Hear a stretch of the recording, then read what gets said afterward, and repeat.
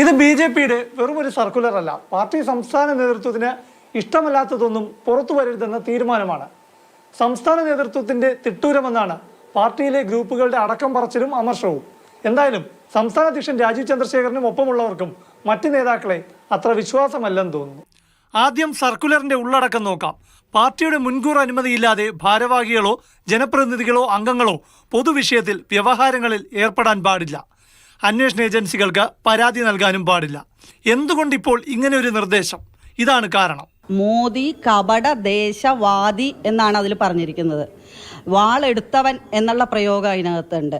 ഊരു ചുറ്റുന്നവൻ എന്നുള്ള പ്രയോഗം അതിനകത്തുണ്ട്. എൻ്റെ കണ്ണിൽപ്പെട്ട ഉടനെ തന്നെ ഞാൻ ആഭ്യന്തര മന്ത്രാലയത്തിനും NIAക്കും പരാതി കൊടുത്തിട്ടുണ്ട്. പാലക്കാട് നഗരസഭാ കൗൺസിലറാണ് Mini Krishnakumar, BJP core committee അംഗം C കൃഷ്ണകുമാറിന്റെ ഭാര്യ.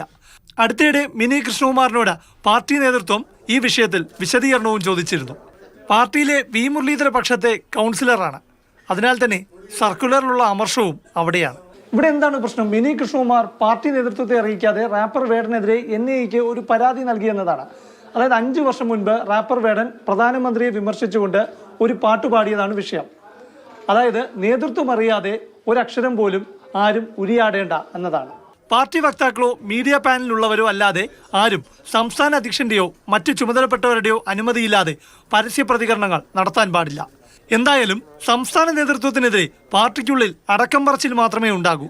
പക്ഷേ BJP രാഷ്ട്രീയ ഇടപെടൽ നടത്തേണ്ട പല വിഷയങ്ങളിലും നിശബ്ദരായിരുന്നാകും പ്രതിഷേധം. പ്രശാന്ത് കൃഷ്ണ, മാതൃഭൂമി ന്യൂസ്, തിരുവനന്തപുരം.